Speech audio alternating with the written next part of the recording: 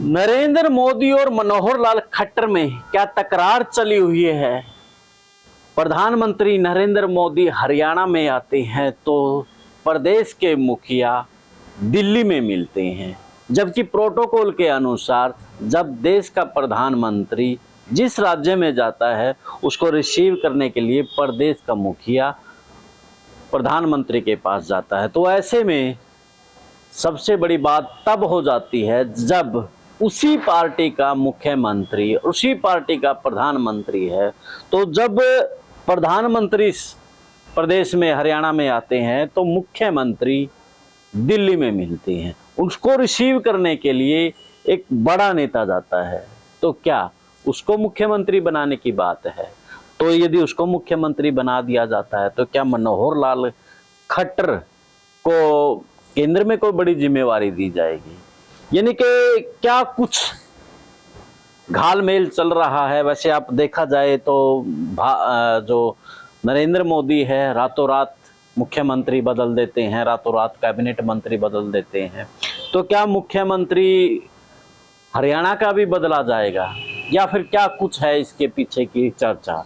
इसी चर्चा में जाने से पहले आप भी अपनी राय कमेंट्स बॉक्स में जरूर छोड़िएगा कि प्रदेश का मुख्यमंत्री यदि मनोहर लाल खट्टर को बदला जाता है तो कौन सा चेहरा मुख्यमंत्री हरियाणा में होगा। सभी को नमस्कार, राम राम। मैं कुलदीप खंडेलवाल, द विश्व प्रेम न्यूज और हरियाणा न्यूज फ्लैश।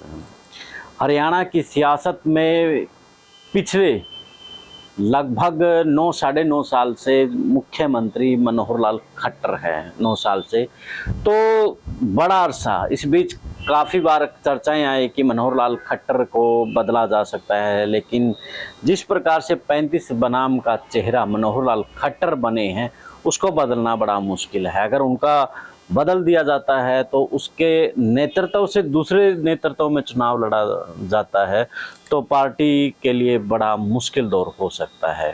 तो क्या मनोहर लाल खट्टर को अब केंद्र में कहीं जिम्मेवारी दी जा रही है? अगर केंद्र में मनोहर लाल खट्टर को दी जा रही है तो इस तरफ हरियाणा में कौन सीएम होगा? तो जब नरेंद्र मोदी सिरसा में आए थे तो उसको रिसीव करने के लिए मनोहर लाल खट्टर को वहां जाना चाहिए था, लेकिन सूत्र बताते हैं कि उस दिन मनोहर लाल खट्टर दिल्ली में थे। तो उसको रिसीव करने के लिए प्रोफेसर गणेशी लाल जाते हैं और दूसरी तरफ से रणजीत सिंह चौटाला आते हैं।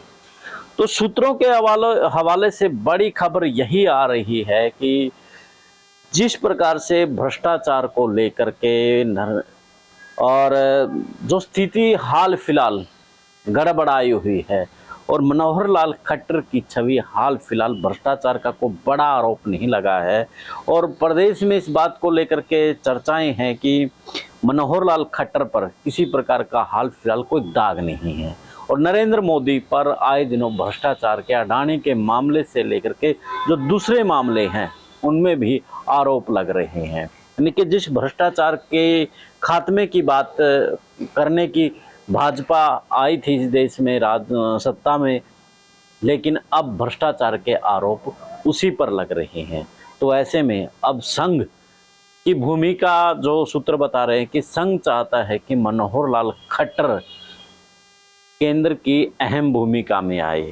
तो क्या उसके बाद फिर प्रदेश की जो सीट खाली हो जाती है तो गणेशी लाल को क्या मुख्यमंत्री बनाया जा सकता है?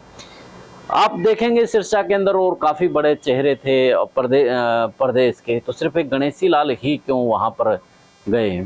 यानी कि अब इस बात को लेकर के राजनीतिक गलियारों में चर्चा यही है कि गणेशी लाल भी एक बड़ा चेहरा हो सकते हैं, क्योंकि गणेशी लाल भी जिस 35 वर्ग की बात बीजेपी हरियाणा में करती है उसी 35 वर्ग के बड़े वर्ग से गणेशी लाल आते हैं।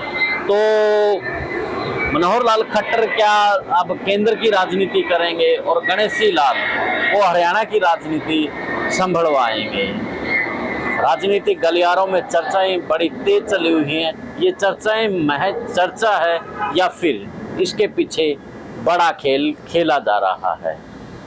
मनोहर लाल खट्टर केंद्र में बड़ी जिम्मेवारी क्योंकि पिछले दिनों खबर आई थी कि जिस प्रकार से संघ का दुलारा और नरेंद्र का भी, मोदी का भी बड़ा प्यारा है मनोहर लाल खट्टर, तो ऐसे में अब कहीं वही खबर सच तो नहीं होने जा रही है, लेकिन अब संघ की भूमिका इसलिए और ज़्यादा बढ़ जाती है क्योंकि फिलहाल बीजेपी के ऊपर भ्रष्टाचार के जो छींटे दामन पर लगे हैं उनको साफ करने के लिए मनोहर लाल खट्टर को आगे किया जा रहा हो।